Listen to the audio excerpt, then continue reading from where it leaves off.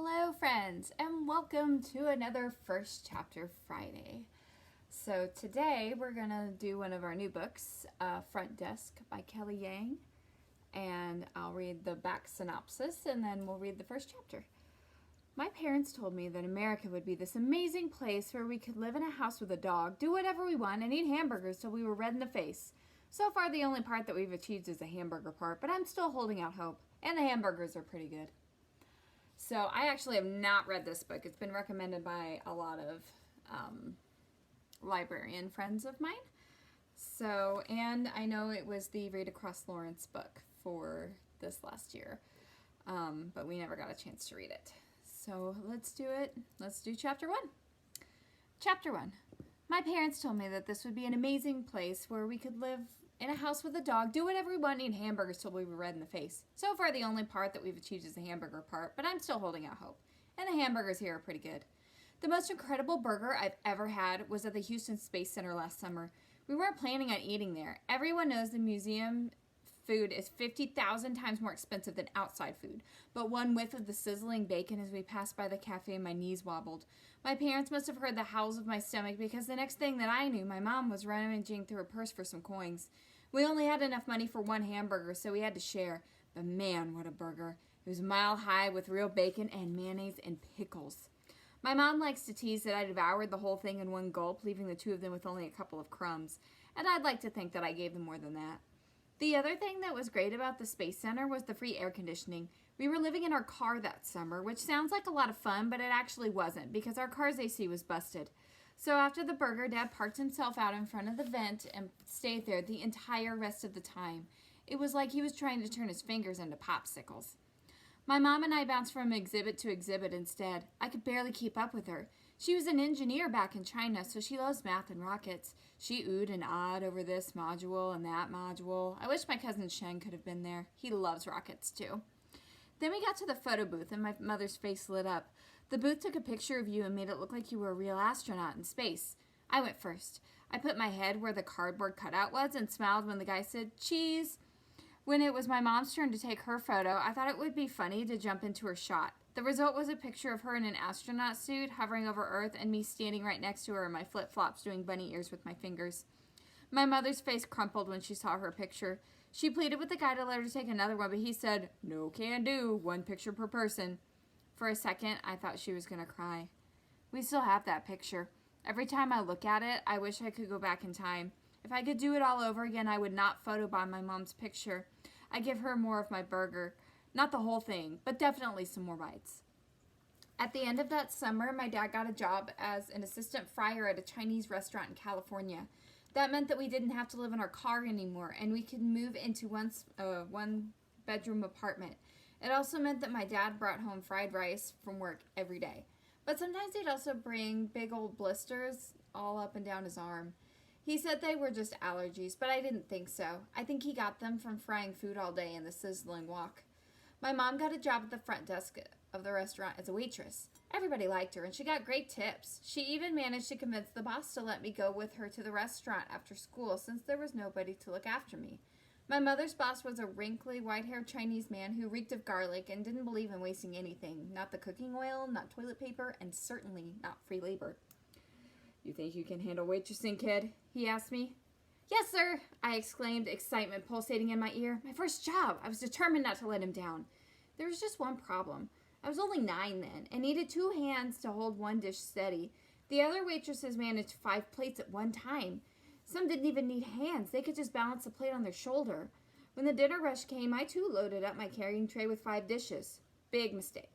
As my small back gave into the mountainous weight, all my dishes came crashing down. Hot soup splashed onto customers and fried prawns went flying across the restaurant. I was fired on the spot, and so was my mother.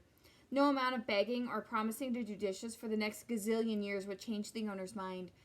The whole way home, I fought tears in my eyes. I thought of my 3 cousins back home. None of them had ever gotten fired before. Like me, they were only children as well. In China, every child is an only child, ever since the government decided all families are only allowed one. Since none of us had any siblings, we were our own siblings. Leaving them was the hardest part about leaving China. I didn't want my mom to see me cry in the car, but eventually that night she heard me. She came into my room and sat on my bed. "Hey, it's okay," she said in Chinese, hugging me tight. "It's not your fault." She wiped a tear from my cheek. Through the thin walls, I could hear the sounds of husbands and wives bickering and babies wailing from the neighboring apartments, each one as cramped as ours. "Mom," I asked her, "why did we come here? Why did we come to America?"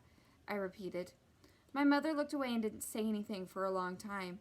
A plane flew overhead, and the picture frames on the walls shook. She looked in my eyes. "Because it's freer here," she said finally, which didn't make any sense. Nothing was free in America. Everything was so expensive. "But, Mom, one day you will understand," she said, kissing the top of my head. "Now go to sleep." I drifted to sleep, thinking about my cousins and missing them and hoping that they were missing me back. After my mother got fired from the restaurant, she got very, very serious about job hunting. She called it getting back on her horse.